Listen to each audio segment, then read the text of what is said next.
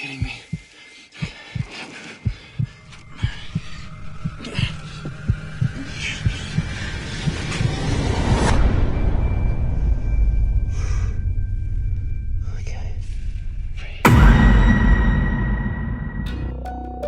ये है the most unusual and most terrifying death in caving history. ये है नट्टी पट्टी केव की कहानी। गाइज, इससे पहले हम वीडियो में आगे बढ़े, मेरे इस अनडिस्कवर्ड दुनिया को जरूर सब्सक्राइब कीजिए। 24 नवंबर 2009 के दिन अमेरिका में रहने वाले जॉन एडवर्क नाम का एक लड़का जो 26 इयर्स के थे, अपनी जॉब से सीधा छुट्टी लेकर अपने घर ओटा में पहुंचे। वहां जाके जब ये फैमिली से मिले तो सब प्लान बनाते हैं कि क्यों ना वो इस वेकेशन को अच्छी तरह से मनाए, और फिर उन्होंने नट्टी पट्टी केव एक्सप्लोर करने का प्लान बनाया। ये प्लान उनकी लाइफ का सबसे खौफनाक डिसीजन होने वाला था। सब फैमिली वालों का प्लान था कि 24 नवंबर की रात 8 बजे नट्टी पट्टी केव को एक्सप्लोर करेंगे और कुछ घंटे बाद वापस घर लौट आ जाएंगे। लेकिन जो होने वाला था ये कोई सपने में भी सोचा नहीं था। हालांकि जॉन इस केव में पहली बार जा रहा था, पर उसको थोड़ा बहुत केविंग का एक्सपीरियंस था क्योंकि वो अपने छोटे भाई के साथ बचपन में केविंग करता था। केव में एक सेक्शन है जो काफी चैलेंजिंग है,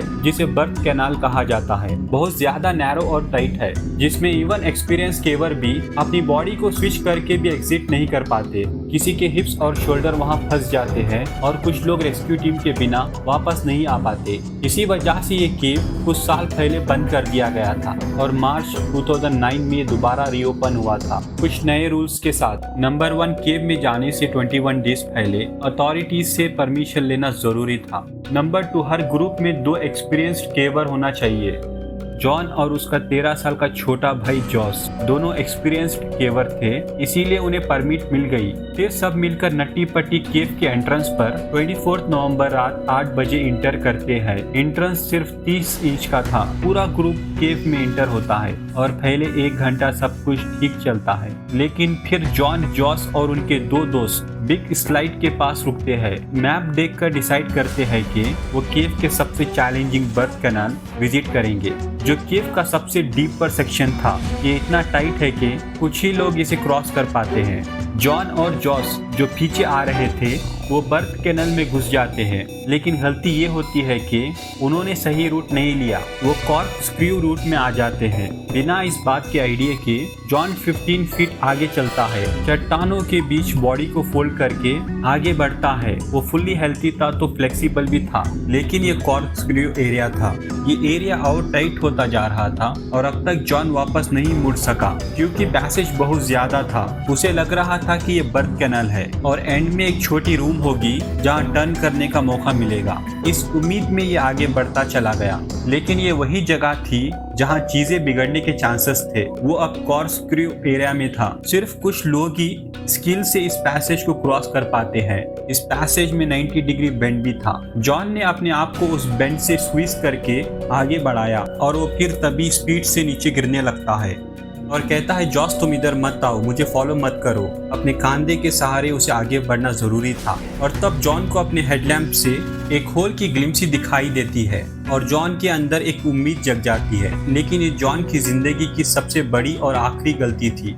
वो आगे बढ़ता है और अपना सर को होल में डालता है और एग्जैक्टली वो जिस टनल में जा रहा था वो अननोन थी और वो अब वहाँ पर पहुँच चुका था। वो टनल और भी ज्यादा टाइट थी और वहाँ स्पेस भी बहुत कम थी। जैसे उसने सोचा था आगे ओपनिंग मिलेगी, लेकिन आगे रास्ता बिल्कुल बंद था। ये पूरे केव के पैसेज की एंडिंग थी। इस जगह की स्पेस 8 इंच की थी, मतलब कि एक लैपटॉप स्क्रीन जितनी स्पेस। वो कंप्लीट अपसाइड पोजीशन में था, मतलब सर नीचे और पैर ऊपर, और करीब 90 डिग्री एंगल में मुड़ा हुआ भी था। वो खुद को ऊपर पुश करने की कोशिश करता है, पर उसके एक हाथ यूजलेस पोजीशन में फंसे हुए थे और दूसरा हाथ उसकी चेस्ट की तरफ मुड़ा हुआ था।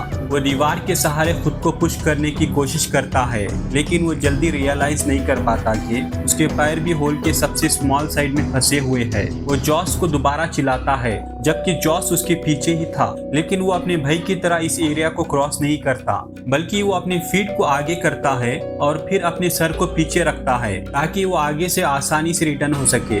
उसे जॉन की आवाज कंटिन्यू सुनाई दे रही थी और फाइनली वो पहुंचता है उस जगह पर जहां वो देखता है कि जॉन एक होल में घुसा हुआ है और होल ने उसे पूरा निगल लिया है। सिर्फ उसके 2 पैर दिख रहे थे। वो जॉन के दोनों पैर को अपने पैरों से पकड़कर खींचने की कोशिश करता है, लेकिन जॉन थोड़ा सा ऊपर आता और फिर ग्रिप छूट जाती और जॉन फिर वापस अपनी इनिशियल पोजीशन में चला जाता और बार बार ऐसे ही करने से कुछ भी नहीं हो पा रहा था और इस सिचुएशन में दोनों फ्रस्ट्रेट हो जाते हैं और जॉस को ये बात समझ में आ चुकी थी कि यहाँ प्रोफेशनल रेस्क्यूअर की मदद लेनी होगी और दोनों के बीच ये डिसाइड होता है जॉस बाहर जाएगा मदद लाने के लिए और जॉन यहाँ पूरी कोशिश करे रिलैक्स रहने की और धीरे धीरे सांस लेने की, क्योंकि यहाँ ऑक्सीजन की बहुत ज्यादा कमी थी। खैर जॉस केव से बाहर आता है और सभी को इसकी जानकारी देता है और रेस्क्यू टीम को बुलाया जाता है। यहाँ पर सबसे बड़ी प्रॉब्लम ये थी कि जॉन अपसाइड डाउन पोजीशन में था और रेस्क्यू डॉक्टर का मानना था कि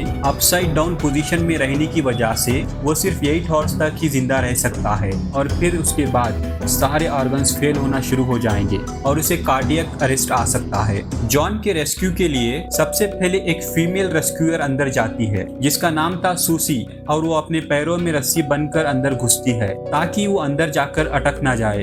उसकी हाइट सिर्फ 5.3 फीट की थी, जिससे सूजी को कॉर्कस्क्रू एरिया से क्रॉस करने में बहुत आसानी हो जाती है और रात को 12:30 बजे वो जॉन से मिलती है और अब तक जॉन को फंसे हुए 9 घंटे हो चुके थे। फिर सूजी और जॉन के बीच ये कन्वर्सेशन होती है। हाय जॉन, माय नेम इज सूजी, हाउ इट्स गोइंग? हाय सूजी, Thank you for coming, but I really want to get out. Oh, no worry John, you are going to be out of here. John को ये professional help देखकर लग रहा था वो तुरंत यहाँ से निकल जाएगा, लेकिन वो गलत था। सूसी ये देखकर समझ चुकी थी कि ये सिचुएशन जितनी बुरी लग रही है ये उससे ज्यादा बुरी है। सूसी अब रोप जॉन के पैरों को बंधती है और खींचने की कोशिश करती है, लेकिन रोप में फ्रिक्शन बहुत ज्यादा थी जिससे वो इफेक्टिवली रोप को खींच नहीं पाती। सूसी सब कुछ ट्राई करती है जितना वो कर सकती है, लेकिन वो भी 2 घंटे में फ्रस्ट्रेट हो जाती है और उसे भी यहाँ से बाहर जाना पड़ता है। बाहर सभी रेस्क्यूअर्स मिलकर जॉन को बाहर निकालने के लिए एक प्लान बनाया जाता है। डिसीजन ये लिया जाता है कि वहाँ एक पुलिस सिस्टम इंस्टॉल किया जाएगा और एक मशीन से उसे खींचा जाएगा, क्योंकि 5 साल पहले भी क्लार्क नाम का एक लड़का कॉर्कस्क्रू एरिया में अटक गया था तो उसे भी पुलिस सिस्टम से ही निकाला गया था। इक्विपमेंट के सभी पीसेस को कॉर्क के दूसरे साइड ले जाने में घंटे लग रहे थे और टनल एक्सट्रीमली टाइट थी। सिर्फ छोटे टूल्स को ही अंदर ले जाया जा सकता था और असिस्ट करने के लिए एक टाइम पर सिर्फ एक ही पर्सन हो सकता था और उस पर्सन का कद में छोटा और फ्लेक्सिबल भी होना जरूरी था ताकि अच्छे से क्रॉस कर पाए। ये कोई सिंपल सिचुएशन नहीं थी, घंटों का टाइम लग रहा था। इसी दौरान केवर्स जॉन से बात करके जॉन को रिलैक्स रखने की कोशिश भी कर रहे थे। जॉन को वहां अटके हुए अब तक 12 घंटे हो चुके थे और उसने अपनी पूरी रात अपसाइड डाउन पोजीशन में रखकर गुजारी थी और साथ ही बॉडी की अपनी एक फिजिकल लिमिटेशन होती है ऐसे पोजीशन में रहने के लिए और वो उस लिमिटेशन को भी पार कर चुका था। उसका 90 किलो का शरीर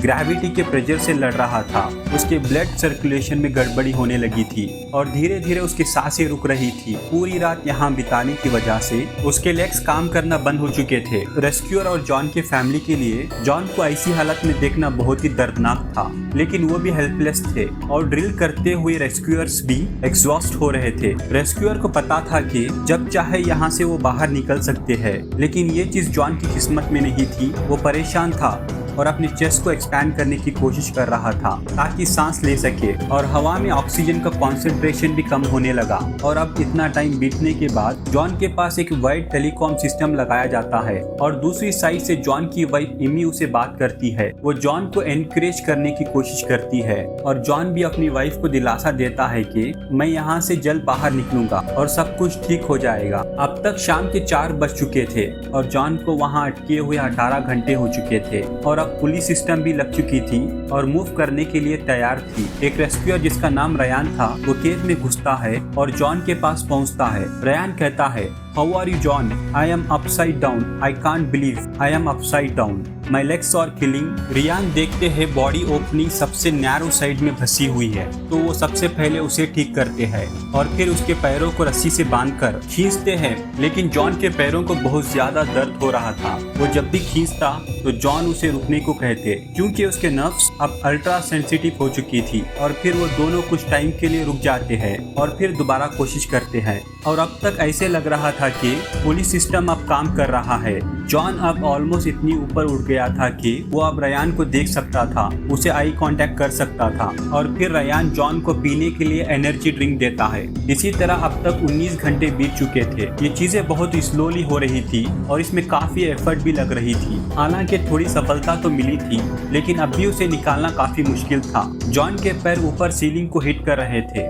और उस पैसेज में उसके पैर को ट्विस्ट करना इम्पॉसिबल था। तो रयान फाइनली डिसाइड करता है कि वो उसके पैर को तोड़ देगा। और इसी बीच यहाँ पर एक ऐसी अनइमेजिनेबल चीज होती है जिसके बारे में कोई सोच भी नहीं सकता। पूरा सिस्टम फेल हो चुका था। एक बोट जो जॉन के ऊपर ड्रिल किया गया था दीवार में, वो दीवार से निकल जाता है और वो सीधा रयान के सर पर जाकर लगता है, जिससे रयान अनकॉन्शियस हो जाता है और जॉन जो आधा ऊपर उठ चुका था वो वापस स्लिप होकर अपनी इनिशियल पोजीशन में चला जाता है। और अब जॉन का कोई रिस्पांस भी नहीं आ रहा था। ये मूवमेंट जॉन की फाइनल किस्मत थी।